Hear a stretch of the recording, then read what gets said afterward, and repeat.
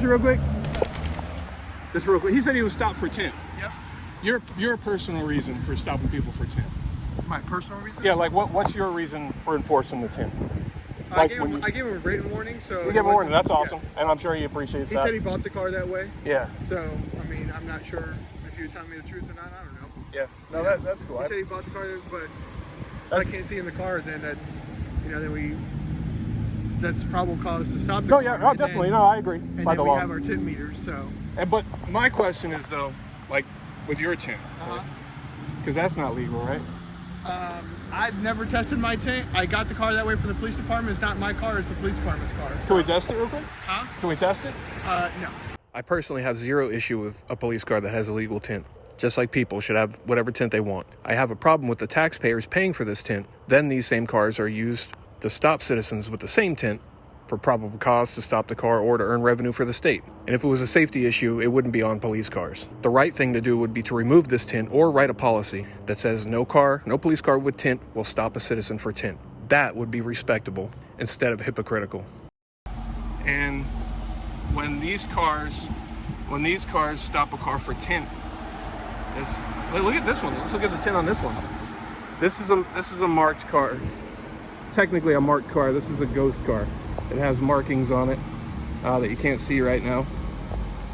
But look at the tint, and these, it's just hypocritical to be stopping citizens for tint when you're driving around cars with tint like this. It's just not cool. And the whole thing with tint in general is, it's stupid anyway, but it's just revenue for the state. It's just another opportunity for revenue for the state. So it's not cool. And just as a person, like Officer Presley the other day, I think he started to think about it. It's just, as a person, I don't know how you can feel good if you drive a car like this and stop a citizen for this. It just, as a person, I don't know how you can feel good. I don't know how you can feel good. So I think he thought about that. I know you don't read the comments, but in the comments that I have seen, a lot of people show appreciation for you, man. Yeah, I heard people have been doing it. I really appreciate it. Yeah, I appreciate you, man. That's, and your good attitude too. Hey, did you give any thought to driving with the tint and stopping for tint? All I can say is I obviously there's not much. I'm a little fish in well, no, I know, but I can tell you that everything's being reviewed because obviously everybody's been making. Yeah, I mean, just on your personal level, right. If you're driving a car with tint, you didn't put the tint, I know that, but if you're driving a car with tint and you stop a car for tint, that's just kind of, right. I get it. But hey, that was the only thing, and you rock, and people appreciate you, man. I get it. Yep. Thank you. Hey, rub off on Walker, man. I'm telling you, you gotta rub off on Walker. How long have you've been here? A couple of years, right? 3 years. 3 years, okay. 10 days. What is it, the 5th? Yeah. October 15th is my 3-year anniversary. Okay, I know he's new, but I don't know where he got the bad attitude already. And I haven't worked with him much.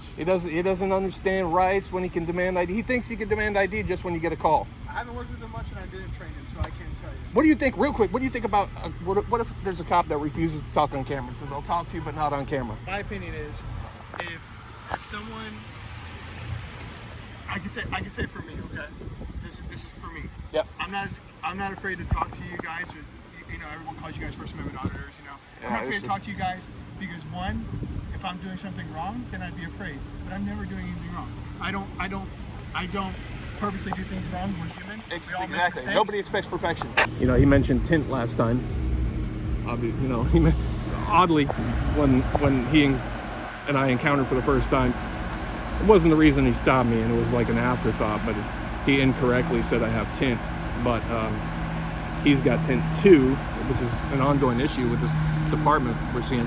However, I've got a medical exemption, so I can have that tint. I wonder if he has a medical exemption.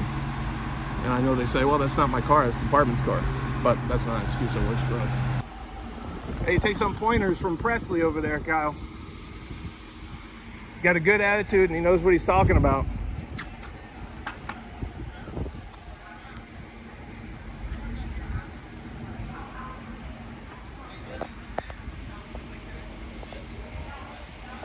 You remember, he's the one that thinks that, Kyle there, right here, he's the one that thinks just because they got a call that they can demand your identification. without any crime, without any suspicion of any crime, he thinks he can just demand your ID under the threat of arrest. I don't think it's a problem when the police have made a mistake or done something wrong for a citizen to bring it to their attention. Try to have a conversation. A cop is, after all, a public servant intended to serve the public. Some cases, like in this case, you may be dealing with a brand new cop. And while training should have made it so they don't make these mistakes, but in some cases, it's not a mistake at all. Some cops don't care. They hope you don't know your rights. They hope you don't know the laws. Nobody expects perfection because nobody is perfect. But in a lot of cases, you see cops with an ego too big to listen to a citizen, absolutely refusing to admit that they could make a mistake. And they'll be damned if a citizen corrects someone with a badge. That's not in all cases, of course. You've seen many examples just from myself that I've shown you of the right type of people in this job who do treat the public just as they want their own family treated if they encounter law enforcement. But for some reason, this often becomes more of feelings enforcement, and they feel that a citizen has no right, no place, pointing something out that's actually very valid.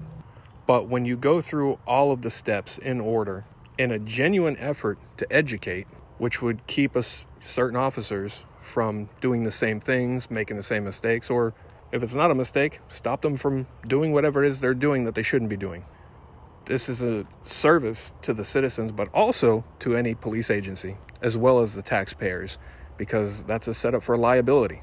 And as you know, they don't pay for that, we pay for that, the taxpayers. So in the opinion of many people, when valid concerns from public citizens are just ignored, and these clear evident things are allowed to continue, and in some cases there's even retaliation from law enforcement to the citizen.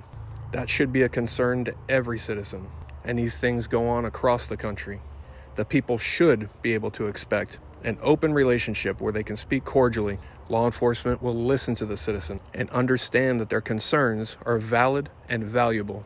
For many years, much like many other people, reaching that point is my goal. And unfortunately, it's easier said than done. There's a huge gap between law enforcement and the people, and we seem divided by just one thin blue line.